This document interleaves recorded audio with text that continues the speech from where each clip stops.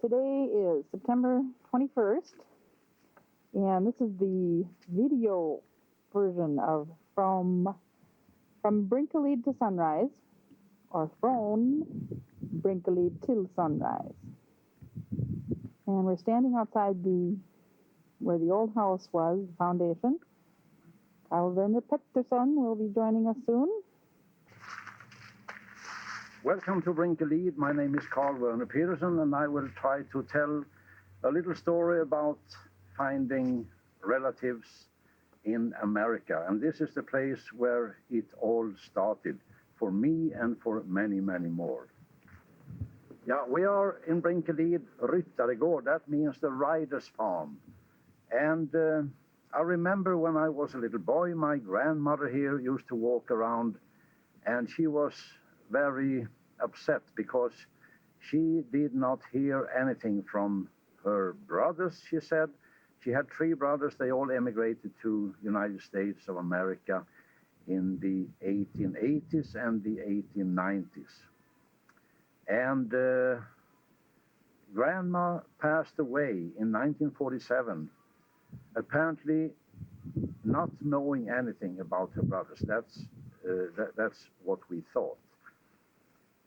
After World War II, when communication started over the ocean by air and by boat, many visitors came to our village here and asked for them and them and them. And I always hoped that someone would ask for us, because not only that we wanted to know if there was any relatives left in America, but also the fact that I had started in Åseda to study English, and I wanted to show my mom and dad and the people in the village that I could communicate with people from the other side of the ocean. But we never heard anything here. In 1949, Wilhelm Moberg came with the first part of his tetralogy about the emigrants from Sweden to America, and 3 more parts were published. The last one, I think, in 1960, 59 or 60.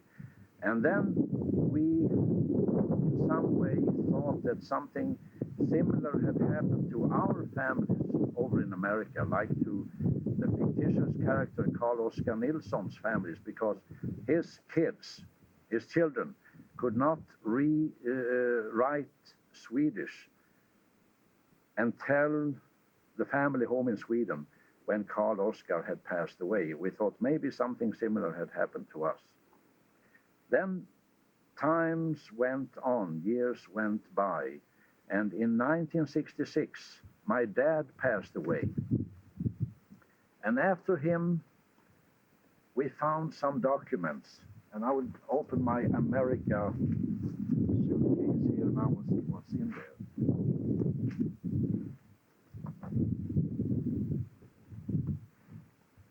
After Dad passed away, going through all documents, we found 2 special things. This photograph here, this picture, we didn't know any name. We just called this young lady Dad's cousin in America. Dad's first cousin in America. That's what people told us. We didn't know anything.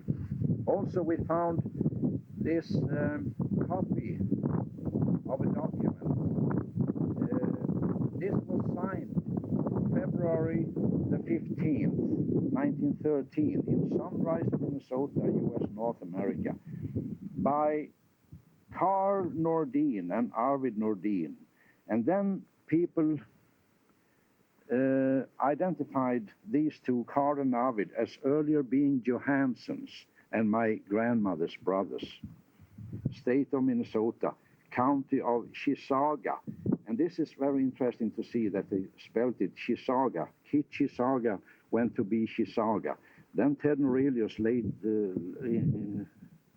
after that explained that a mistake in the spelling made an A to an O. So today it's County of Chicago. Chisago. Well, here, County of Chisago from the beginning. Mm-hmm. Chisaga from the beginning, and now Chisago. Now Chisago. Mm-hmm. Sunrise, Minnesota. I was flying for Linjeflyg in those days, and from the date we had found this letter and on, I spent every time off trying to find Sunrise, Minnesota on a map. I went to the Emigrant Institute in Växjö. I went to libraries, to museums, to different kinds of institutions. Especially, I remember I was interested in bullfighting, so I went down to Madrid in Spain in May every year. And in 1971, it must have been, I met a couple from Chicago at the bullfighting arena, Las Ventas in Madrid. And she and he made a bet who would find Sunrise first of them. And it took a couple of weeks, and then I got the letter from Chicago. They knew that there had been a mail station once called Sunrise, but they didn't know anything more. Then we got other clues to try to find the families, because wherever I was, I brought the document and this picture. And I remember an Easter party up in Danderyd in Stockholm, relations on my dad's side. And one man said, "No, this is not your dad's cousin in America. This is a Mrs. Stark." "Oh, who was that Mrs. Stark?" "Well," he said, she was married to a Pastor Stark, emigrating from Småland, and they lived in Rockford, Illinois. Again, back to the Emigrant Institute in Växjö, and then we found the Stark family in the archives, and we found that the Stark's youngest son, as late as in 1958, was a bishop at an Episcopalian church diocese in New Jersey. So that was one new thing for us. Then in end of April 1972, I had a day off my flying, and I went to a movie theater in Stockholm where they showed a huge movie. They had put together the emigrants and the settlers to one movie, based upon Moberg's novels. And after that movie, I walked down the King Street, Kungsgatan in Stockholm, and I went by a second-hand bookstore, and I'm interested in all books and things like that, so I went in there and just to look what they had. And then my eyes fell upon an old map over Minnesota, and with the movies and the places in clear mind, I thought I must buy that old map and at least have a look at it and see if the places in the books and the movies are fictitious, or are they real? Are they fictitious like the characters? And I bought that map and went home to Danderyd to my apartment and put it out of my kitchen table and found Minneapolis, St. Paul. I found the St. Croix River. I found Stillwater, where Ulrika married Pastor Jackson. I found Taylor's Falls, where they had their post office with a letter waiting from Sweden to few stamps. I found Center City, where they had their schoolhouse, their courthouse, their church. And just north of Center City on this old map, there was Sunrise. So next day I went to my airline and asked for some days off, because I wanted to transfer the position of Sunrise from this old map to a current map. I wanted to go there and see what was going on. And from the beginning, I can tell you, I had a dream. I had a dream from early years that someday I would come to a house in America, step up the steps, knock at the door, and to the person opening, I would say, "I'm Carl-Werner Pettersson from Sweden. I think we are related." I would experience the reaction. Anyhow, I got my days off. I got an advice from Ulf Beibom, the curator of the Emigrant Institute, that when I come to Minnesota, I should go to a little town by name of Lindström and try to meet a man by name of Ted Norelius. He had been Moberg's guide in 1948, and Norelius knew lots of Swedes in the area, and Beibom thought that he would help me to find the Nordins. And I stayed overnight in a hotel in Minneapolis. I arrived May 10th, 1972. And I looked into the phone dictionary and called Leroy Stark. Leland Stark was the youngest one. That was the bishop's name. And then they were from Minneapolis originally. And there were two Leroy Starks. There were no Leland, but two Leroy Starks. They were both of Swedish descent, but we had no connection. So we wished each other good luck in the future. Next day, I rented a car. First time I drove an automatic clutch car and power brake. And the first thing I did in the morning was when I was driving out from the hotel to the highway, I just hit the brake and got a blue point up here in my head because I hit the front window. Then up to Lindström. And I didn't know, what was Lindström? Was it a huge city? Were there 500,000 or 5,000 or whatever? And I entered the city of Lindström. I didn't know anything about the science of population and things in those days. So I missed that. Gas stations, and all of a sudden I noticed those gas stations again. I had driven straight through. It wasn't bigger than that. And I went to the post office because I thought that must be the place to ask for Ted Norelius. 8:30 around in the morning, and in the line at the post office. That was my first surprise. People were talking Swedish, old type Swedish, in the mail office in Lindström. And it was my turn, and apparently the postmaster saw how eager I was with my questions and things like that. And I asked, do you by any chance know a man by name of Ted Norelius?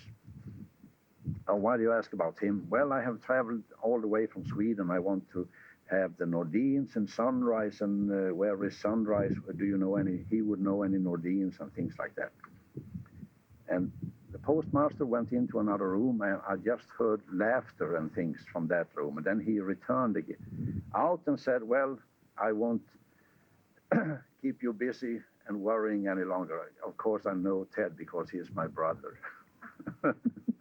That was Paul Norelius, the postmaster.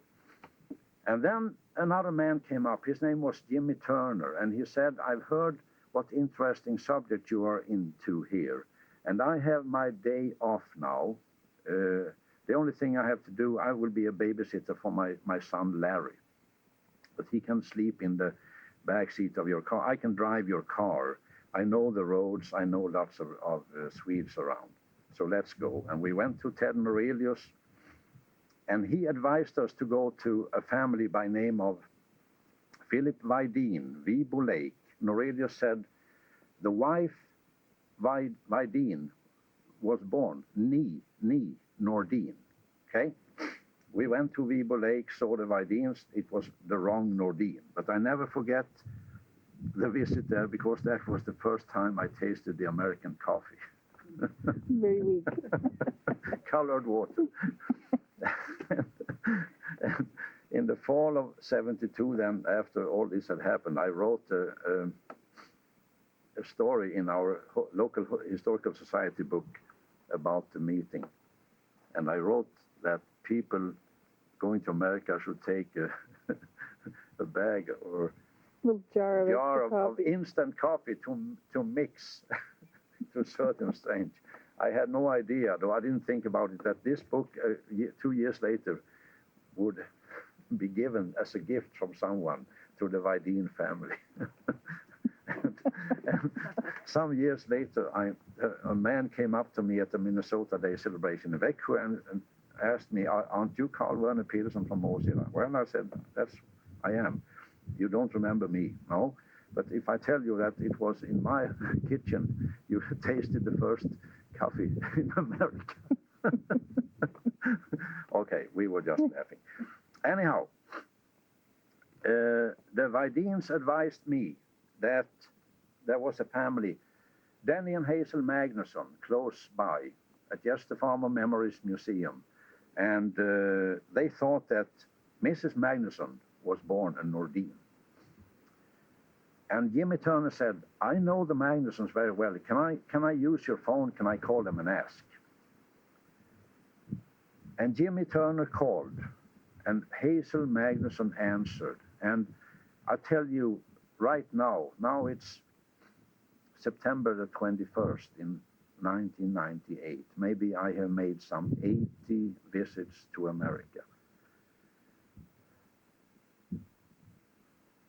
But nothing as touching or moving as to listen to the phone call when Jimmy Turner asks, do you by any chance know a Carl or Arvid Nordin from Sunrise?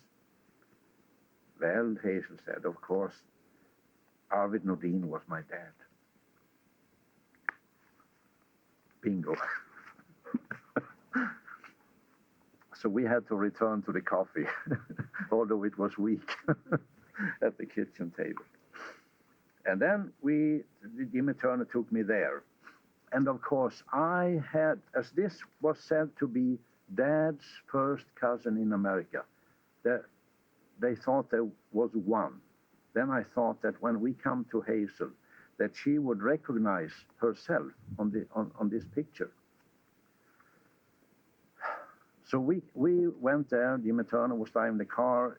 He told me along the road about the couple. Danny had MS.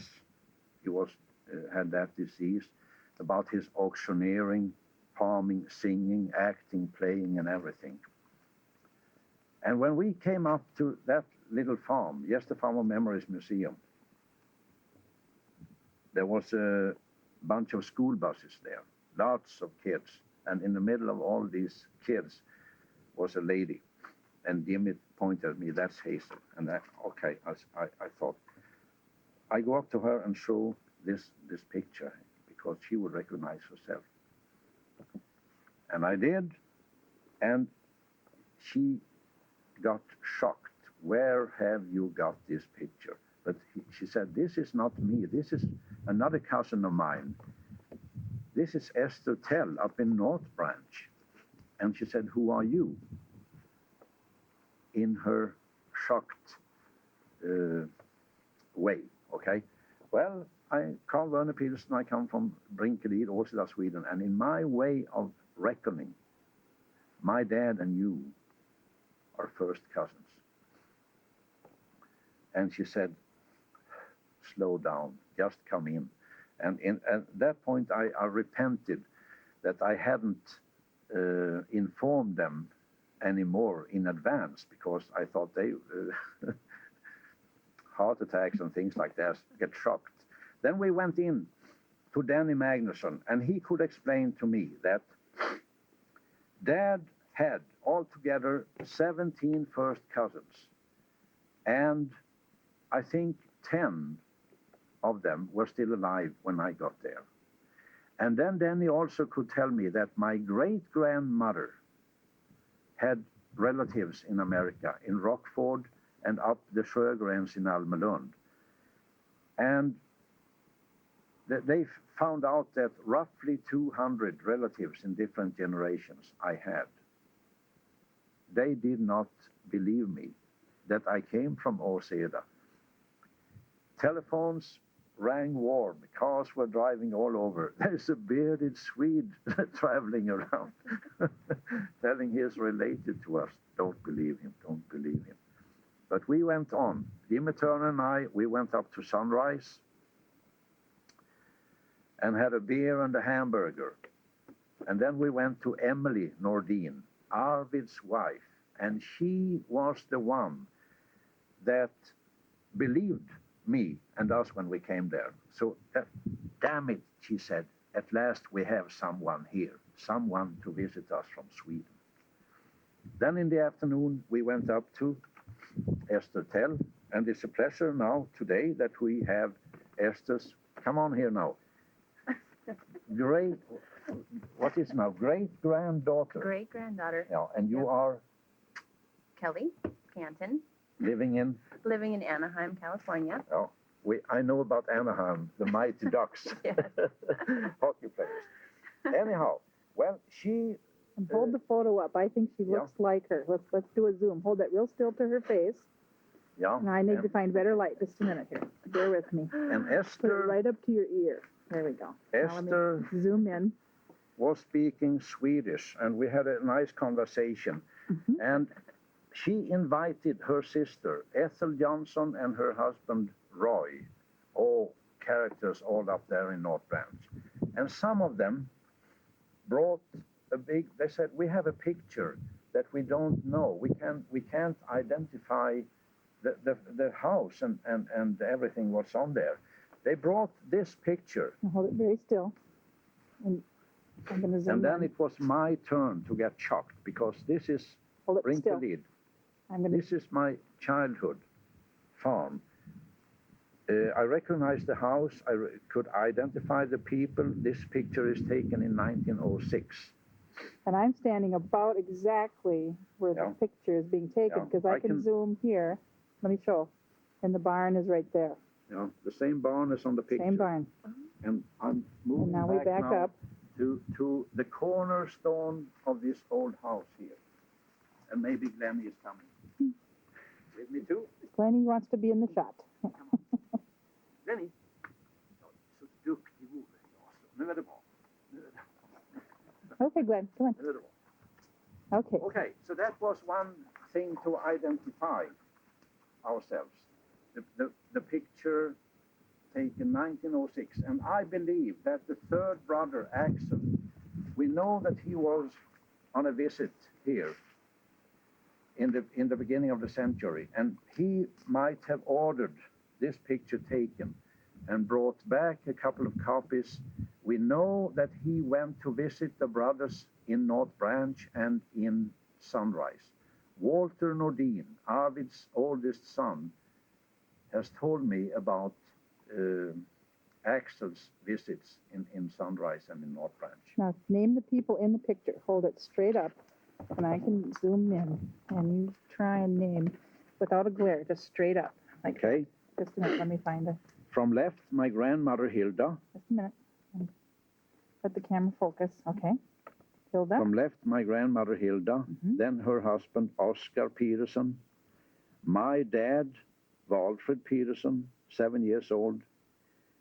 His grandfather, Hilda's and Carl's and Arvid's and Axel's father, Johan Peterson. And the mother, Venla Peterson. Then my father's sisters, Josefina and Alma. That's on the picture, taken 1906. Okay. Then to identify and to get the circle closed, finding all these relations, and especially via Danny Magnusson's information, we know we had an old letter written in Rockford, Illinois, November the 22nd, 1926, and we did not know about all the persons named here. Anna and Per Peterson. Per August Peterson was one of my grandmother's uncles. He settled, lived in Rockford, Illinois, and now to make another circle closed. Every time we go on a tour in the Trails of the Emigrants, we visit the First Lutheran Church in Rockford. Per August Peterson was a very skilled cabinet maker, and he has made and carved the altar rail and the pulpit in that beautiful church, First Lutheran Church in Rockford. They write about Sister Jenny. We never knew who was Sister Jenny. That was Jenny Sjögren up in Sunrise, Minnesota. And the Sjögrens, Jenny and her husband Andrew, hired Carl Nordin and Arvid Nordin as hired men to work on their farms. Their tickets were paid by the Sjögrens, and Carl and Arvid went from this farm and over to America. Longing for home. The same theme as in Kristina from Duvemåla, Kristina's longing for home, is in this letter. It's written, as I said, November 22nd, 1926, and they long for Christmas. Nu till sist får vi önska eder en god och trevlig jul, Guds frid och välsignelse. Vi talar ofta om våran barndom, hur roligt det var om jul, hur gott det var att doppa i grytan och allt annat. Kalvsylta, ost, bröd, ostkaka, sötost och maltdricka med mera. Ack om vi kunde springa in till eder en stund. Longing for home. Another circle is closed here. When I'm out telling about the story Brinkelid to Sunrise, I normally close my lecture with some lines of a letter that we found in the spring of 1973, home at the Goranssons, Edna Goransson. We were sitting talking. What a pity that it was silent so many years between the families. And Edna said, I've gone through all calendars, address books and things, and we couldn't find any address or name going back to Sweden. And I said, you should go up in the attic or down in the basement, look into the junks, look into the boxes with lots of papers that you don't know what it is. And then she said, well, I got some things from Mother when she went into the home to Green Acres. And I said, can I see some of it?